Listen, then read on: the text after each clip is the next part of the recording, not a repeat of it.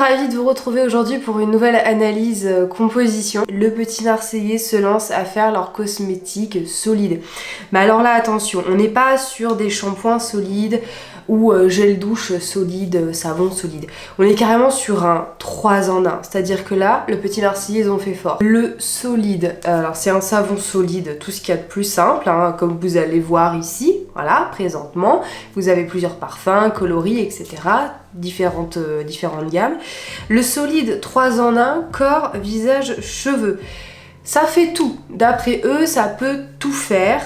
Donc écoutez, ça m'a intriguée, c'est une sortie extrêmement récente, donc je voulais pas trop attendre voilà, pour vous en parler. C'est un savon sans savon, alors déjà ça c'est quand même très marrant.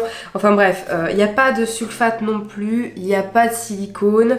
Le pH est neutre pour la peau, c'est testé sous contrôle dermatologique, l'emballage est en carton qui se recycle et il est fabriqué en France, attention, avec amour. Quand on vous met comme ça, avec amour, sans silicone, douceur pour la peau, c'est ce qu'on appelle le champ lexical de l'amour, de la sympathie, pour vous créer un capital sympathie et aussi faire remonter des anciennes émotions, des Madeleines de Proust. Surtout le Petit Marseillais, je pense que tout le monde connaît leurs produits, leurs petites savonnettes au lait, à la crème, etc. C'est un peu comme le quart de crème hydratant chez Dove. C'est des choses qui sont ancrées en fait parce qu'on nous l'a tellement répété et ça nous rappelle tellement des choses familiales, maternelles, douceur, etc., etc., que même aujourd'hui, alors qu'ils essayent un petit peu tous de se renouveler en faisant des cosmétiques plus green, plus éthiques, fabriqués en France, etc.,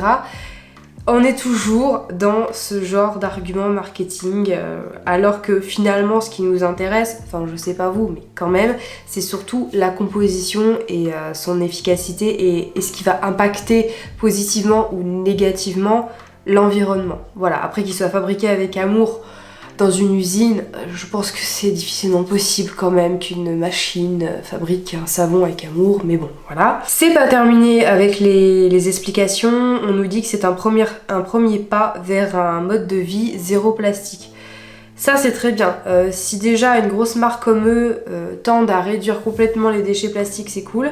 Alors ils nous disent que c'est testé, approuvé par toute la famille. Le solide 3 en 1 est une solution économique qui permet de réduire les déchets dans la salle de bain et que un savon c'est équivalent à 2 flacons de gel douche 250 ml de leur gamme extra doux, donc voilà, les petits formats qu'on connaît tous chez eux. Quand on écoute ça, bah, c'est formidable, écoutez, il n'y a pas de sulfate, il n'y a pas de silicone, c'est fabriqué en France avec amour, il n'y a pas de plastique, c'est en carton recyclable, et en plus on peut tout faire avec, se laver les cheveux, se laver le visage, se laver le corps.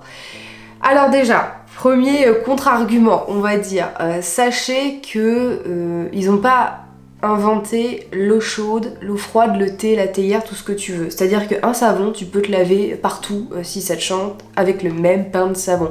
Je veux dire, nos grands-parents, ils avaient un savon, bon, le plus souvent en France, c'était quand même le savon de Marseille ou le savon d'Alep, et ça faisait tout. Une savonnette, ça faisait tout. Limite, tu pouvais te laver les dents avec, ça fonctionnerait aussi, c'est pas forcément ce qui est recommandé, mais le principe du savon, c'est que c'est un savon solide. Voilà. Maintenant, ce qui est quand même incroyable, c'est que là, c'est sans savon. C'est sans savon, sans sulfate, sans silicone, qu'on peut tout faire. On réinvente un petit peu le principe de la savonnette. Bon, bah pourquoi pas. On va regarder ce qu'il y a à l'intérieur. Au bout d'un moment, c'est bien de réduire les choses, mais il faut quand même aussi que la composition, elle suive. Bon, on va regarder ça. Alors, comme d'habitude, je vous affiche par-dessus ma tête, je suppose, la listing key du produit. Aujourd'hui, j'ai décidé d'analyser celui qui est au lait bio parce que je pense que c'est celui qui va avoir potentiellement le plus de succès en référence à leur gel douche qui existe depuis super longtemps, qui a la crème au lait hydratant, je sais plus quoi. Donc c'est un peu le même parfum, la même vibe, je pense. Alors le premier ingrédient, on est sur un tensioactif, le sodium cocoyl iséthionate, pardon. Alors c'est un SCI Le SCI, si vous aimez bien les cosmétiques faits maison, je pense que vous connaissez, c'est un tensioactif doux qui est autorisé dans certains labels bio, mais pas tous malheureusement, parce qu'en fait il est issu d'un procédé assez polluant pour la fabrication, c'est l'étoxylation. Je vous invite à aller faire vos recherches parce que ça serait assez long à vous expliquer. Donc le SCI est fabriqué avec ce procédé-là de l'étoxylation, ce qui fait par exemple qu'il est interdit dans le cahier des charges de certains labels bio, notamment Cosmos. À part ça, purement du point de vue de l'efficacité, c'est plutôt un tensioactif qui est plutôt doux, qui est bien toléré par la plupart des gens, qui est très pratique pour faire des cosmétiques solides, il se mélange bien, etc. Bon bref. Donc jusque là c'est plutôt cohérent. Ensuite, hydrogenated vegetable oil, t'as vu ça? C'est des huiles hydrogénées. Alors là, le bas blesse un petit peu. On sait pas du tout quelle huile végétale est à l'origine de cette huile hydrogénée. Donc déjà pour la traçabilité c'est moyen.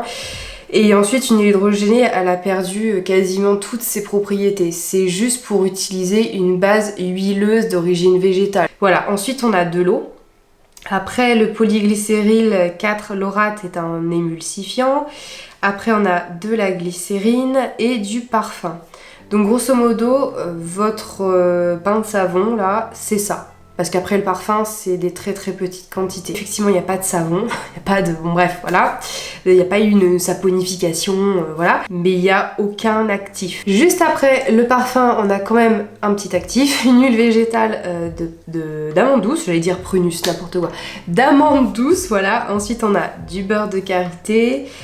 L'hydroxypropylguar à rallonge, c'est un quat. Alors un quat, c'est un ammonium quaternaire.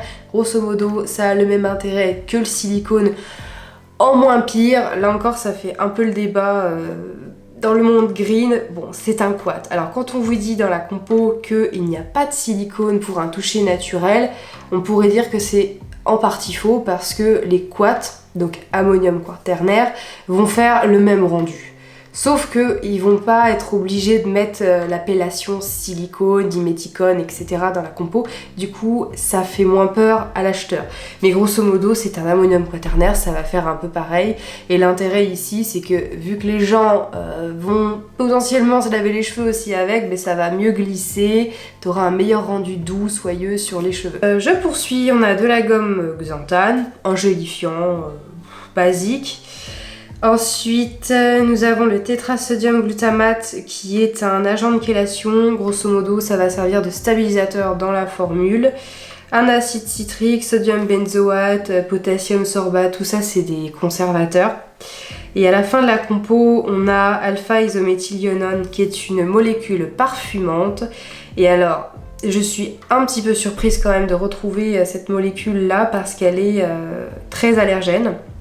D'ailleurs, ça avait fait des scandales, hein, toutes ces molécules odoriférantes dans cette famille des alpha-isométhylionone et compagnie, parce que c'est souvent source d'allergie et d'irritation chez beaucoup de personnes. Et ensuite, on est sur le benzylbenzoate qui est encore une fois un conservateur. Bon, écoutez, je suis pas supra emballée par la composition de ce savon sans savon. Effectivement, il n'y a pas de savon. Il n'y a pas de silicone non plus, mais on a un ammonium quaternaire. J'attire aussi votre attention sur le fait qu'il n'y a pas de lait bio à l'intérieur. Je ne sais pas ce qu'ils entendent par lait bio. Est-ce que c'est le parfum? Est-ce que pour eux, lait bio, c'est ce mélange beurre de karité, huile d'amande douce avec un parfum un petit peu sucré qui rappellerait le produit qui existe déjà, là, le gel douche au lait, etc. Je pense que c'est plutôt ça, mais en soi, il n'y a pas de lait bio, il n'y a pas de lait d'ânesse, il n'y a pas de lait, tu vois, de jument ou je ne sais quoi. Il n'y a pas de lait bio, donc bon, je pense que c'est plutôt, voilà, cet assemblage d'huile avec un petit parfum qui fait penser au lait, à quelque chose de lacté. Alors après, oui, on peut se laver les cheveux avec, il n'y a pas de souci. En plus, il y a un couette à l'intérieur qui va vous aider à démêler les cheveux, à ne pas avoir un rendu poisseux, et puis aussi simplement par le fait qu'il n'y a pas de saponification à froid avec beaucoup d'huile. Donc oui, ça doit très très bien fonctionner pour se laver les cheveux, il n'y a pas de souci. Après, il n'y a pas d'actif, il n'y a pas de... de choses en plus, c'est vraiment une formule assez simple et c'est bien, franchement c'est pas mal pour le tarif petit prix du petit Marseillais, c'est quand même bien dans le sens où c'est une formule simple, pas trop longue, avec l'essentiel. Maintenant c'est pas du tout un produit révolutionnaire et l'argument 3 en 1 pour moi c'est juste un argument marketing. Il n'y a pas de plus-value, il n'y a pas de soin pour vos cheveux. Et dites-vous bien que toute la gamme, c'est quasiment la même composition. À la question, est-ce que je vous conseille ou pas cette nouvelle gamme, le Petit Marseillais? Alors, la réponse est encore une fois nuancée. Non, si comme moi, vous avez un barème de produits très naturels, bio, le plus possible labellisés. Après, pour dépanner de temps en temps, franchement, c'est passable. Voilà, mais d'un autre côté, si vous êtes encore un peu dans le conventionnel ou si, pareil, de temps en temps, vous avez juste pas le budget, pas envie de vous prendre la tête, que vous voulez quelque chose de rapide, de bien formulé, dans la limite du raisonnable, tu vois ce que je veux dire, et de pas cher, facilement trouvable, ce savon-là est quand même beaucoup mieux que d'autres. Après, si on regarde dans un esprit greenwashingisation ou non, on est complètement dedans, mais sans pour autant avoir des ingrédients problématiques. Peut-être à part l'alpha-isométhylionone, le quat, c'est passable aussi, hein. Il y a plein de produits qui se disent bio, qui sont labellisés bio, qui te disent qu'il n'y a pas de silicone, ils foutent des quats, au moins 5 dans la composition, on a déjà vu ça, donc on va pas les incriminer plus que ça. Franchement, c'est un bel effort, mais bon, il y a un petit peu de greenwashing quand même, il y a un petit peu de marketing à outrance avec les 3 en 1, etc. Bon, c'est un pain lavant solide, simple. Voilà, c'est tout. Il n'y a pas un truc de ouf, oh, tu vas pouvoir tout faire et ça va être parfait. Non. Si tu veux juste laver, ça va le faire. Si tu as des problèmes de peau, d'irritation, d'acné, de tout ce que tu veux prendre soin de ta peau un petit peu plus spécifiquement, n'utilise pas ça. Écoutez, j'espère que cette vidéo vous a plu, en tout cas que vous aurez appris quelque chose, que vous aurez passé un bon moment en ma compagnie. D'ici là, n'hésitez pas à me rejoindre sur Instagram où j'essaie de vous donner des nouvelles quasiment au quotidien et je suis plus dans les messages privés si vous avez des questions. N'hésitez pas à vous abonner, à activer la petite cloche. Quant à moi, je vous dis à très bientôt pour une prochaine vidéo et d'ici là, prenez grand soin de vous naturellement. En tout cas, essayez, c'est toujours mieux. Ciao ciao!